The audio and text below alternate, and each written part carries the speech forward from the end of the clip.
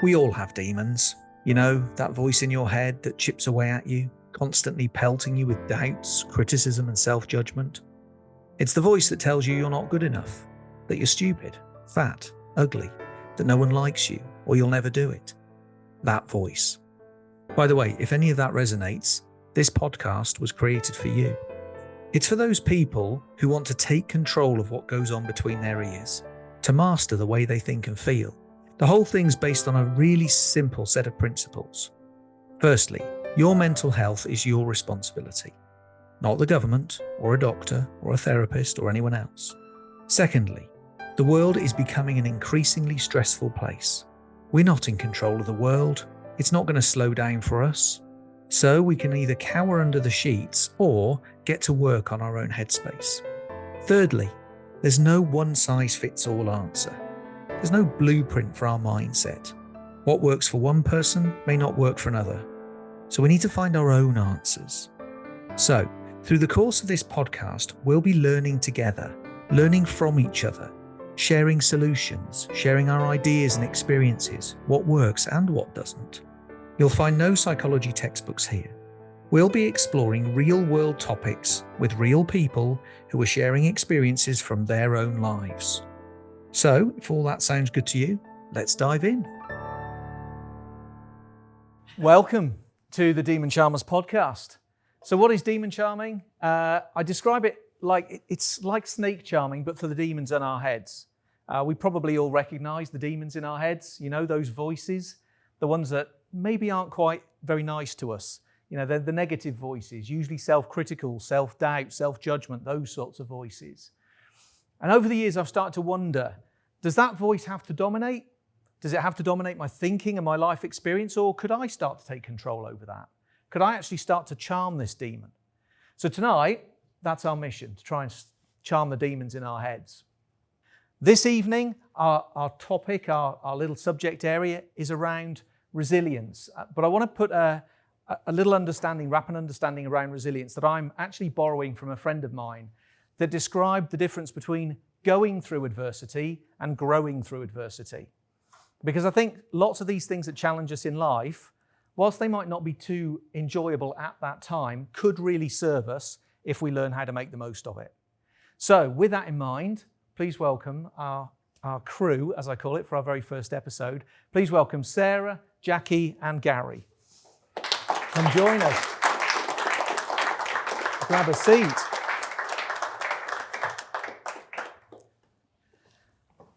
Now, I know, because I know these guys, that they've all had some real challenges. Jackie, a few years ago, you encountered a pretty significant life challenge. Can you tell us a little bit more? How did it unfold? Yeah? Am I on? You are? I am. Yes, so in the middle of COVID, well, just at the start of COVID, about 3 or 4 months in, I was diagnosed with lobular breast cancer. So that was a bit of a kicker, because I had a small business that had been really badly affected by COVID, so I was already stressed out to the eyeballs. Yeah. And then, yeah, I kind of hadn't seen it coming, but it was one of those things, once I had the diagnosis, I was like, yeah, but I wasn't that surprised. It was the shock but not surprised feeling. Yeah. And it just completely reframed everything. And it always sounds really trite when I said this. And I wrote a book about it. And when I put it in the book, I'm like, do I put this in? Because it sounds really contrived. But there was a real kind of aha moment a couple of days in, which was, this is the universe telling me enough's enough and I have to stop. And I need to start taking care of myself, because I'd had a few things in the past, physical manifestations of things that were clearly stress related, that I'd kind of battled on through. And I'm sure we'll talk about this as we go through in terms of what resilience means and to us and how we handle it differently. And it was like this, right, okay, there's nowhere to go now. I've got nowhere to hide. This is it. And the thing I always say is, and I think everybody in the room is probably going to get this, I'm not going to wake up tomorrow morning and find Bobby Ewing in the shower and realise this is all a really bad dream. You know, this is still here tomorrow and the day after and the day after. Yeah. I've often, through my own life, kind of reflected that if there's a little voice that becomes a louder voice and I don't listen to it, eventually it's going to shout at me. And is that kind of how you... Yeah, it really felt like it was like a universe. This is the universe going, well, you've not listened, so I'm not giving you a choice. Yeah. That is very much how it felt. Yeah. And I mean, the headline challenge is you had to deal with cancer and treatment and everything else. From your point of view, what were the challenges within that? What were the toughest elements of it? So there's partly that thing of feeling like suddenly you're not in control of yourself. Literally, you're not in control of your life. And I was quite keen not to feel that way, but I knew there were some things that I just had to let ride. And because it was like July, so we were in the midst of, 2 weeks to isolate before I could have this done and that done, and it just took forever to get to the sort of full diagnosis. So I had to let go of that feeling that I had any control over that, but then I kind of went into, well, what can I actually control so that I can feel some sense of something? Yeah. So that was really difficult. And obviously managing family and things, but I just tried to think, well, I don't want to let this pull me down. So I just tried to be as positive as I could be. And partly because I didn't want to have to live with a miserable me, and I knew my family weren't going to tolerate a miserable me. So I'm like, okay, so just go through it. And there was this like weird sort of treading water bit where life just kind of went on. It was really peculiar when I think about it now. Yeah. And then you realise it's not a sprint at all, it's a marathon, because it's like nearly a year from finding out to actually getting to the end of that sort of main part of treatment. So then you're in for the long haul of day in, day out, living for that day based on, particularly when you get into the treatment, how do I feel today? Yeah. What am I going to do today? One of those things I think challenges like this tend to highlight for us is that there are some things we can control and some things we can't. And often we're trying desperately to control the stuff we never could control and forgetting about the stuff we actually can control. Yeah, completely. What perspective did you gain through that experience? So completely let go of any illusion that we had any control over things anyway. And I think you start bringing all this uncertainty and everyone's talking to you about, well, there's this risk and there's this percentage and what do you want to do? And you're like, oh, flipping no. But that's not a new thing. And yeah, just learning to live with that and just allowing it and accepting it and just letting it be. And, I got really into breathwork and meditation and using that as my way to actually learn to let it go. And what was really funny, actually, in the November in 2019, we did whatever, the Now York event. Yeah. And we did some stuff about character and personality. And I'd said I wanted to make calm my superpower for 2020. Yeah. And for the first few months of 2020, I was making a lousy job of it. But I actually felt by the time I got to the end of it, because of this, I actually had. But that was very much through really going in and doing, right, I'm doing this and I'm going to learn how to not let my thoughts go off into a doom loop. So that was really powerful. Yeah, and I guess actually there's a change in dynamic because there are some things we can set off with an intention to do because it sounds like a great idea. And then we get something happen in life and it turns from a would be nice if into an absolute need. And I guess there was a change in dynamic for you. You had to become good at that stuff. Yeah, because otherwise I didn't know how I was going to get through it. And I had a fear. Some of the stuff was driven by fear because I had a fear of, I've had depression in the past and a couple of times. And I had this fear of like never getting out of bed again if I didn't make myself get up. So I created quite a strict routine of what I was doing. And I talk about making that sort of structure do the heavy lifting for me each day. Yeah. And it wasn't like, I didn't plow on, and as you know, I was still trying to run my business, albeit remotely, but it kind of just lost all importance a little bit, like you just said about you winning your cup, your actual grand final wins is not as important as the people. Suddenly all this is like, it's not that important. What's the worst that could happen? I'm going to owe some people some money if the business goes under. That's just not that important. So the framework, rather than like pushing on through and trying to still work, I just let all that go. And the framework came about looking about me. And if I could get myself up out of bed, well, I did every day without fail by about, early most days, and go through this routine of this very nice kind of way of looking after myself. Then all those thoughts and the things that, you said about looking after your head, they'd kind of gone by then. They dissipated because I'd done all these things that meant I was present in what I was doing. Yeah. And some days it was harder than others, but I just kept with it, and it became a little bit of a sort of automation thing, you know, just like doing it automatically every day. And it wasn't that I didn't ever give myself any slack, because the things I was doing were all good for me. So yeah, that was how I handled that. Brilliant. Sarah, your challenge, you kind of experienced it quite early in life. I mean, Jackie came to hers in her 40s. Yours was quite early in life, wasn't it? Yeah, mine started just after university. I was about 22. I guess it started, the challenge that people saw started at 22. The challenge started much younger, at a very young age, where I guess my demons, Simon, were those voices that were given to me by people around me saying that I wasn't good enough, saying that I was too fat, saying that. And the consequence of that, when I was 22, was that I developed anorexia. And I guess that was me not charming my demons. That was me listening to those demons and believing that actually I had to do what they wanted of me so that I could fit into a society that deemed me as not enough. And I'd learned very early on. And I think, you know, the problem looked like anorexia, but that was my solution. Right. The problem was all the voices that had said to me in those early years, you know, I don't fit in. I don't look like other people. I was a chubby child. And so, you know, that was not okay for some people. And I really took that on. And so for me, the problem started much younger, but it showed itself a lot later. Yeah.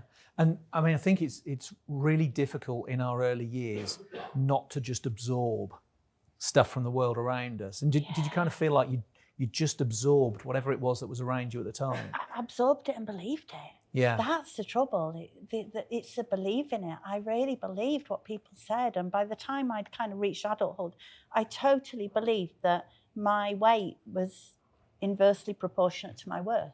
As my weight started to go down, my worth temporarily built. Now, that didn't last. Of course it didn't, because then I got very unwell, and then people started, you know, well, what are you doing? You need to change this. Yeah. And what I realised, sadly, after 15 years of anorexia, was that I wasn't going to find worth in being thin. I wasn't going to find worth in doing what other people thought I should have done when I was younger. And I had to really start to look elsewhere. I had to start to think about where my worth really was. And that was in being a human. That was not in how I looked, thank heavens. Yeah. But it was in being a human being and having an innate worth. But I couldn't see that because I hadn't been taught that from an early age. Of course I had with my parents, but actually my peers often didn't see that. And so to have worth, I really believed that I had to change my appearance. Yeah. And I think when I look at lots of the mental health challenges people have, whether it's imposter syndrome, whether it's procrastination, whatever it is, from my point of view, if you drill back underneath the symptoms, you tend to find a lack of self-worth. You tend to find people who just don't feel good enough for whatever reason. Yeah. And often if you look at where that comes from, it comes from their surroundings. It comes from the voices around them that they then, like you say, take on board. Yeah. But we're not born believing we're not enough, are we? We're born getting our needs met because we know that we need to, and we don't question that. We're born with the innate ability to cry when we're hungry or we're tired and stop crying. But actually we lose that when we start to learn some rules for life. We start to think, oh, I've got to be a good girl and I've got to be polite. And if somebody doesn't give me it, maybe I'm the problem. And so it's learned from our environment. And mine was not at all learnt from home, but it was learnt from my school environment, sadly. Yeah. And I took it on big style. Yeah. But so how did you start building that sense of self-worth? I think that there were a couple of main things that changed for me. One was, I'd been in and out of hospital for those 15 years. I'd been tube fed, I'd been sent out again at a higher weight, I'd gone back in because I'd lost it all. And I was that typical revolving door patient that most people, I think, had lost hope in, including me. But actually, I started to realise what was inside me. And it came from a question, actually, on my final inpatients day. The therapist that I was working with said to me, have you ever thought about counselling? And I laughed at her and I said, I've had 15 years of counselling, what are you talking about? And she said, no, you becoming a counsellor. And you know, Simon, in that moment, what I saw was, oh, I'm more than anorexia. I can be out in the world doing something that's more than starving myself. She saw my well-being. She saw my ability to do, not my ability to not do. Yeah. And in her seeing it, I started to see it. And that developed. I went and did an introduction course, and eventually I went back to university. But what I had was something that was more important than anorexia. And I started to create a life built around something that was a passion, but a passion that built me, not that destroyed me. Yeah, fantastic. And do you know, I often reflect that a purpose can outweigh a lot of things if we've got a really strong sense of purpose and meaning. Yeah. Because actually, when we start living that, that's often when we see the self-worth, when we understand that what we do has a value in the world. Yeah. That's when we see that we have a value in the world. Yeah, and I think, you know, it was really about a commitment to continuing on a path that I wanted to continue on. And it didn't, you know, I would not want to underestimate the difficulty and the struggle of recovering from anorexia, recovering from any eating disorder for anybody. It's the hardest job I've ever done in my life, and I would not want to do it again. But actually having that vision instead of that vision meant that I didn't have to look at that in the same way. I could focus on this, and having a positive focus meant that each morning I made a commitment to myself. Okay, today I'm going to commit to carry on working towards that vision. And it was a bit messy often. It was not pretty some of the time. And I veered off track, but I went back. I went back to where I was going because that was what I knew I wanted.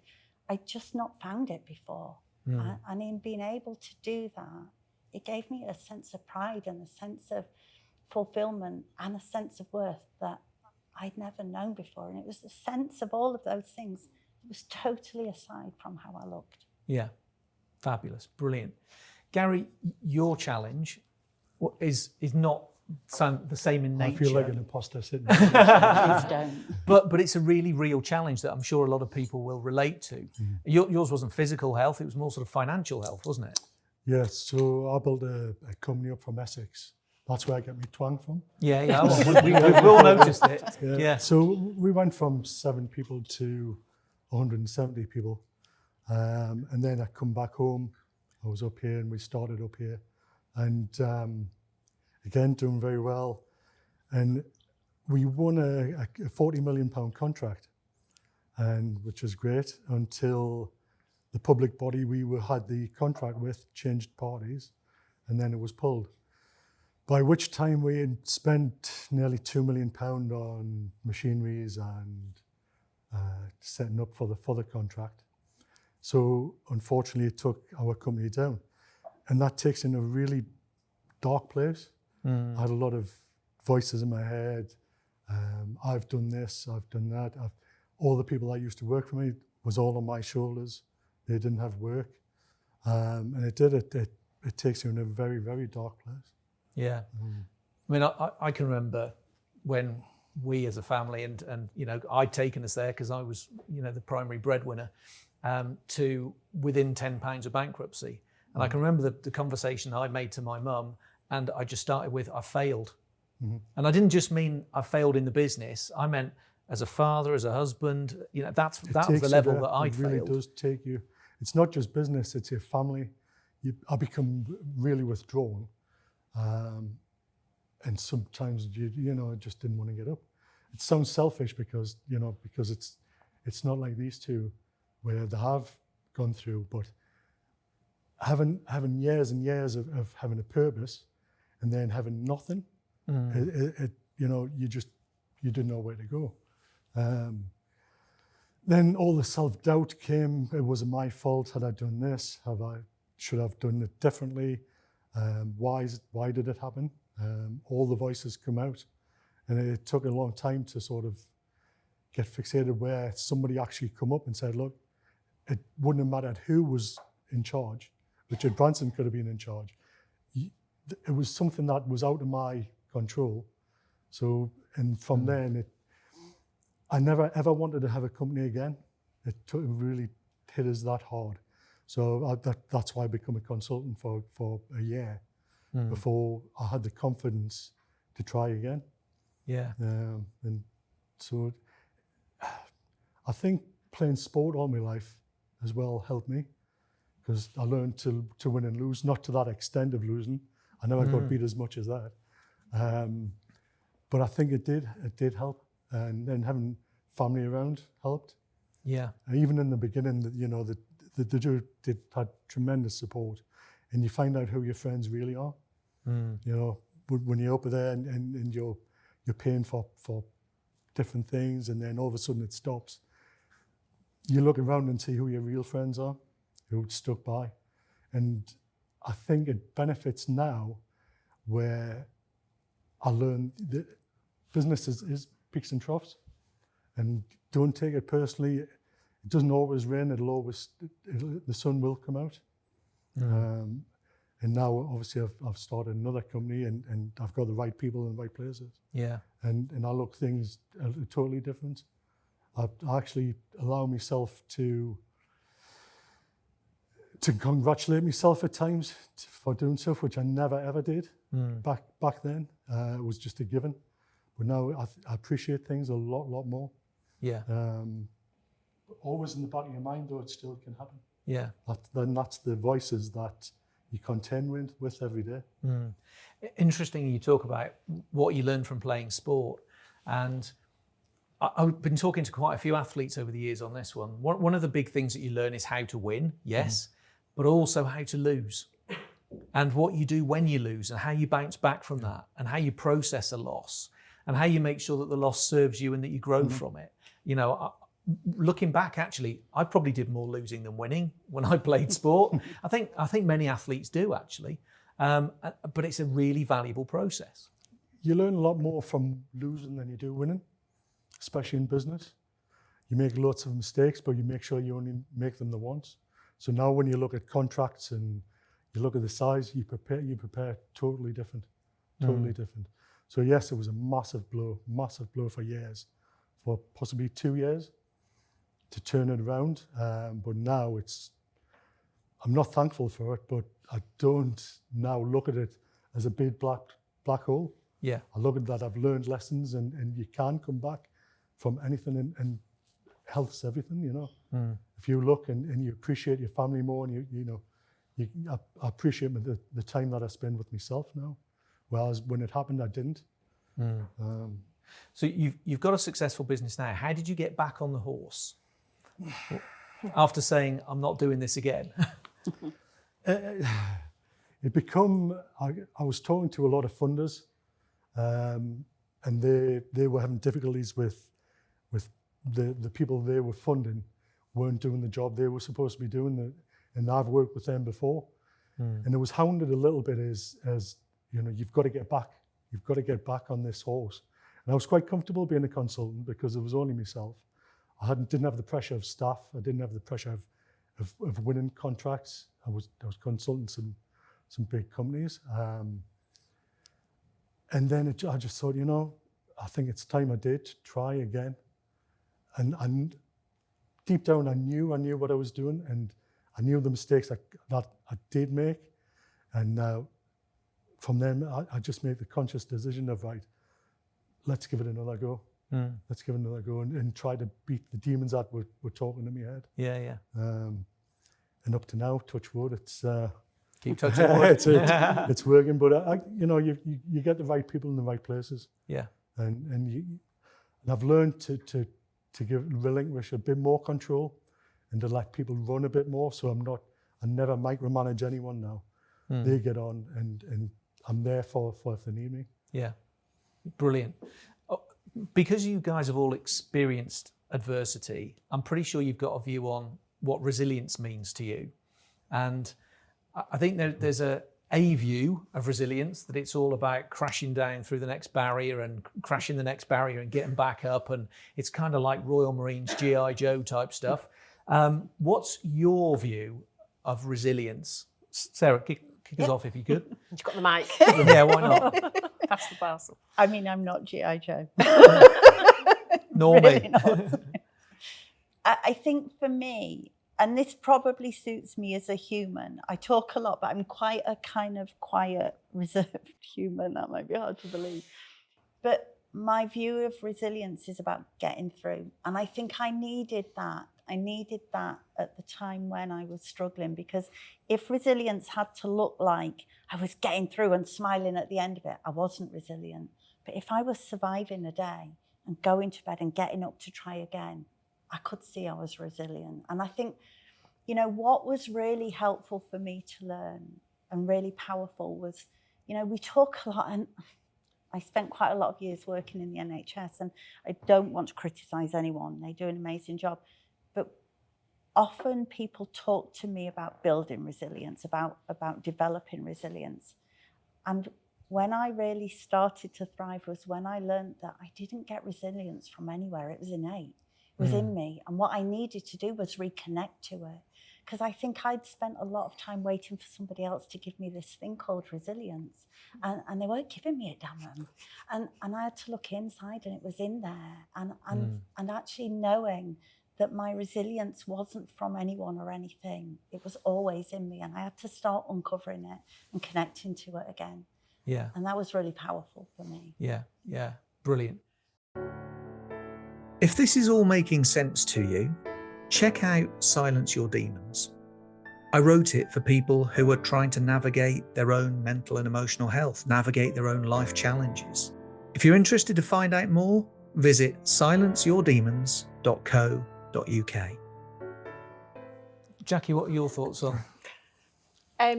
Yeah, so interesting the way you describe it, because that's how I would have said I considered resilience before. I think I was pretty mentally tough before. I'd been through a lot of stuff prior to having cancer, and a lot of stuff since. And I know now what I've learned from that because of how I've handled things since. So absolutely, I used to armour up, and something hit, you know, something was coming at me, I'd take it on.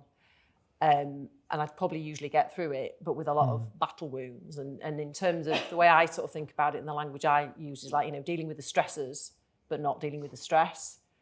Right.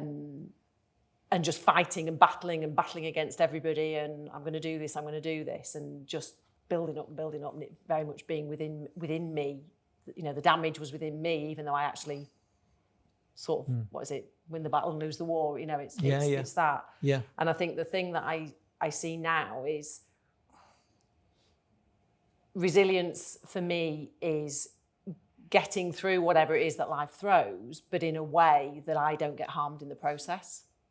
So that some of that is to do with, you know, the things that I do for my mental health, but also things that I do, even physical things like going for a walk or going to the gym, to physically get out of my body, however I've stored that stress from that situation.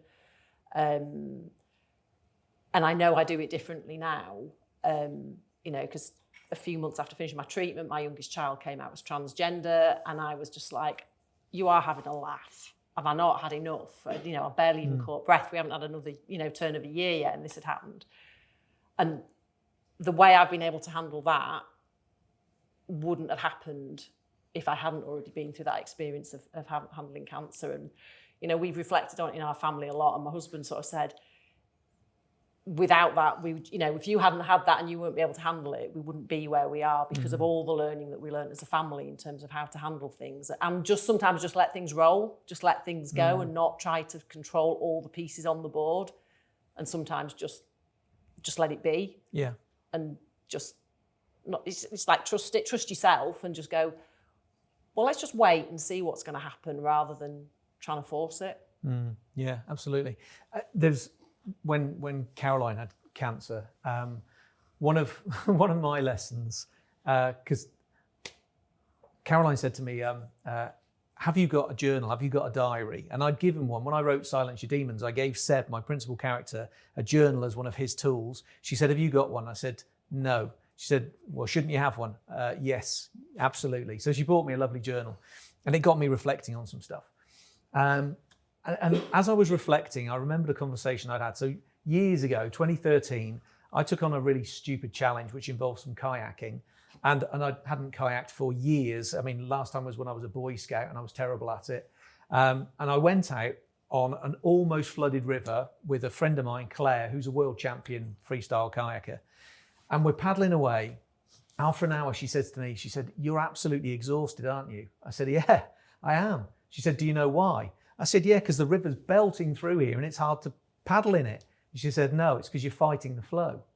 You need to learn to paddle with the water, not against it," which actually kind of what you've just said resonates largely, because my view of resilience is I had to paddle against it and toughen up. That was it. Yeah. Not figure out how to work with it and actually get through the experience with less angst rather than more.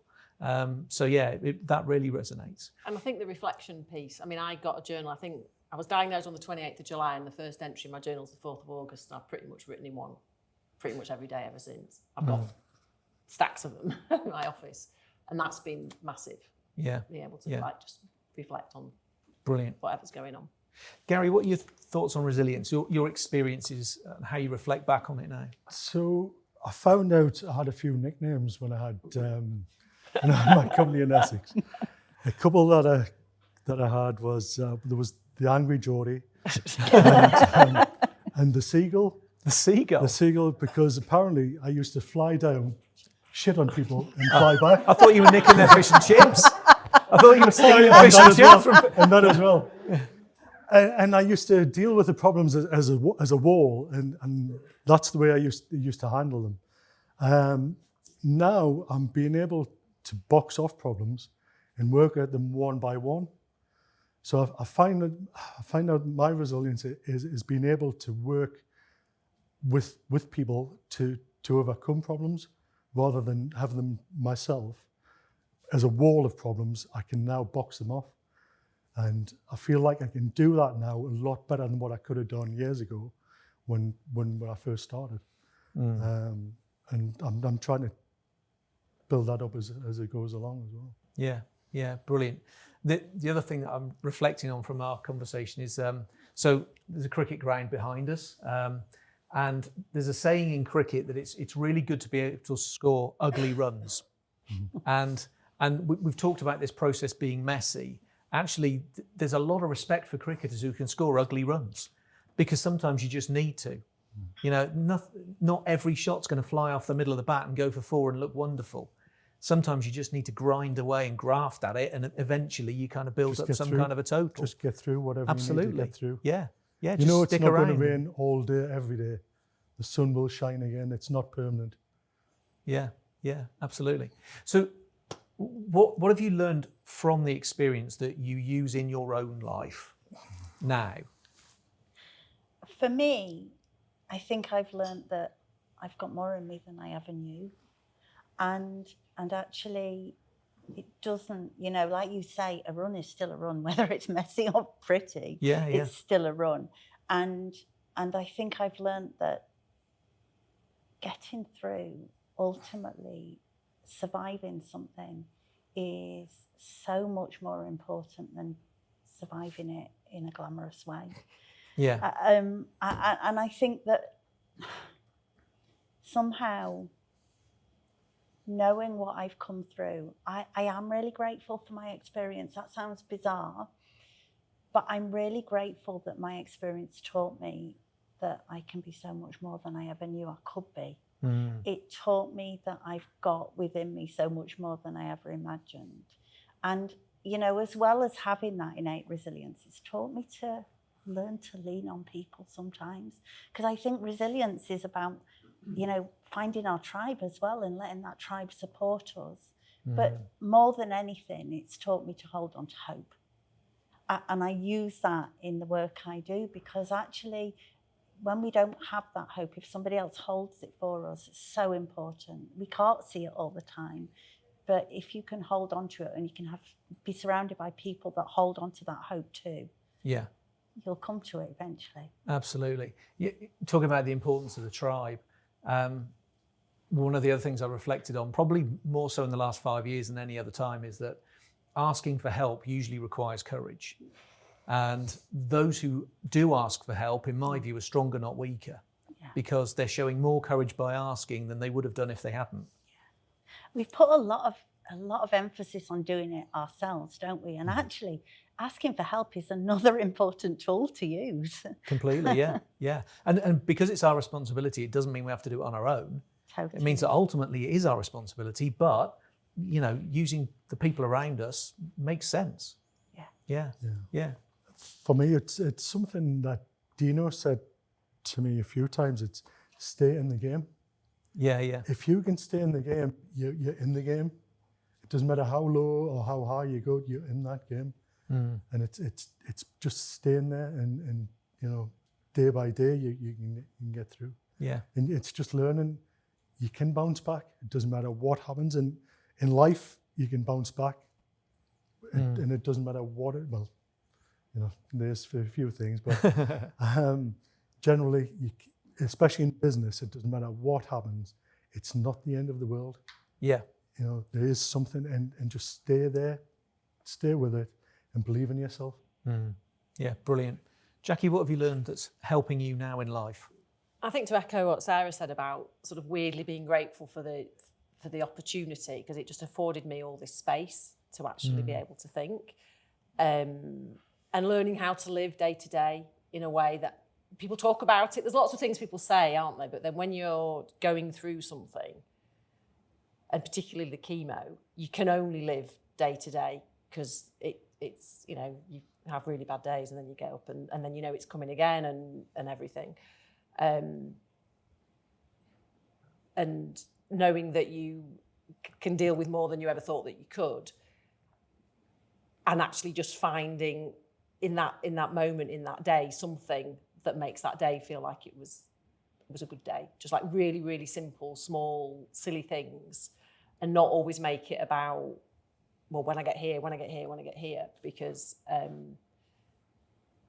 then you never actually enjoy it. It's the journey thing, isn't it? You never actually enjoy it as you're going along. I think it's the day-to-day. I never really, like I say, pay lip service to it, but never really got it before. It can end up being a cliche, can't it? Live in the moment, live for the day, don't think too far ahead. It can become a real cliche. And I think it's a real challenge for ambitious people who have got their sights on something. They've got goals, they've got targets, they've got dreams, they are looking to the future, that they can be so bothered about the future that they forget about the moment. And I do think you're right.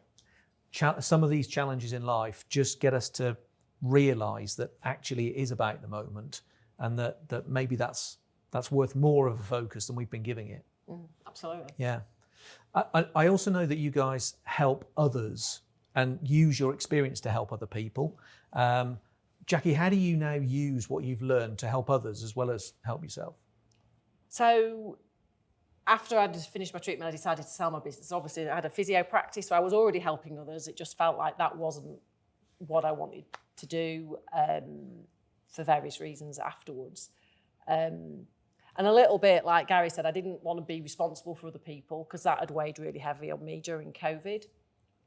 So now I've trained as a yoga teacher, but I coach and around well-being, and try to share. Sort of my passion was to share with people the tools that I've learned through breathwork meditation, and all those other mindful practices, a different way to live. And it doesn't mean that you can't still be yourself and have all the ambition and want to do all the things that you want to do, but just create space and like a cocoon around yourself to allow you to be yourself in this very busy, as you said at the start, really busy, stressful world. We need more, know ourselves, know what we need, and then actually do that. Because I just, you just think, wouldn't it have been great? I knew a lot of this stuff before I was diagnosed. I knew a lot about a lot of things, with my background. But wouldn't it be nice if I'd done it properly? Would that have made a difference? And I know I'll never know, but so it's like for somebody else to sort of go, and some people did, and people, from my book, that was the sort of essence of the book, was for people to come back and go, oh, you've really made me think about how I'm living, and I'm going to change this. Yeah. And that's the thing that I'm really passionate about, is somebody else making a change now, not waiting until this really awful thing happens where you're kind of not given a choice. Yeah. So so through through coaching and as I say, mainly around mindfulness in terms of using those as tools and then actually doing it. Yeah. So I'm a bit of a junkie on kind of habits and routines and doing the thing. And, I think we mentioned Stephen Covey, that it's like knowing, to know and not to do is not to know at all.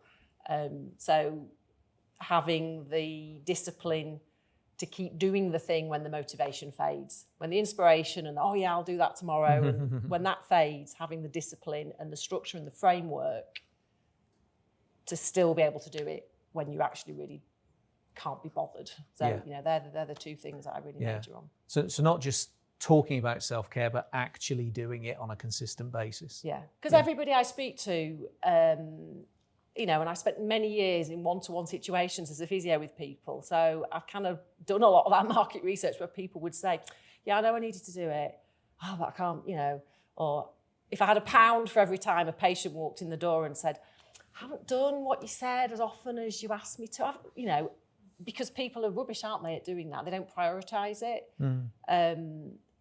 And it's no good knowing about it if you don't do it. And, that the thing for me is there is no quick fix. As our mutual friend Chris Cook talks about, nobody's coming to save you. Yeah. You actually have to take some responsibility for yourself because ultimately nobody else is going to. So, obviously there's structures and there's things there and, without the NHS, and I appreciate what you said about the NHS, I share some of those views, but in the situation with something like cancer, certainly in my experience, I couldn't fault the treatment that I had, even in the middle of COVID.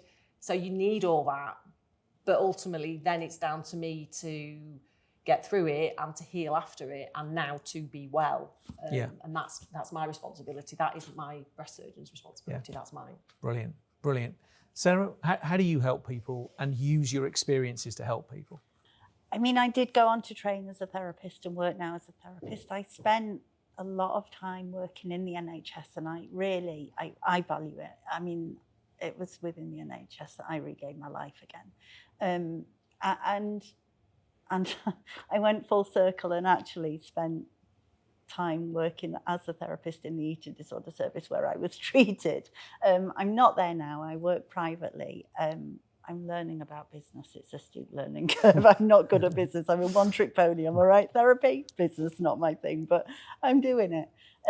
But actually, I work with a range of people, but really, I have a real special interest in working with people with eating disorders because I think it's that seeing the uniqueness in each individual. We might have 10 people with anorexia, but they've all had a different storm that's created the anorexia. Yeah. And it's, working to see the person beyond the illness and work with that person to see what they might need to move beyond the storm, and allow them to live in a storm and know that the storm isn't them, know that they can anchor down and stay safe in a storm until it passes, and then they continue on their journey. It's not about having to, always push away the weather.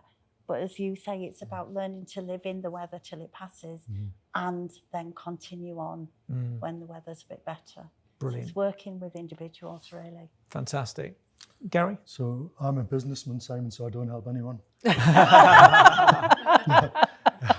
It's opened my eyes to more of a broader. I'm a mentor to a couple of guys who are starting up, and I just pass on my experience and what I did wrong and what I did right. And my son now he's still at school, but he does days at Outreach in Newcastle for the homeless.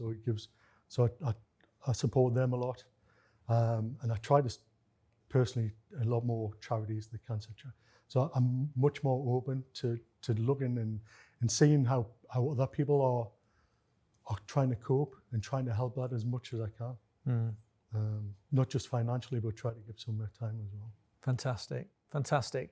I think what we've heard and hopefully the learnings that we can take out of this conversation are that most people go through the storms. Most people go through stuff. There is an opportunity to not just go through the adversity, but to grow through it, to actually come out stronger, and therefore not only be able to probably live a better life ourselves, but even to help other people through the process. So, ladies and gentlemen, please help give a huge round of applause to Jackie, Sarah, and Gary.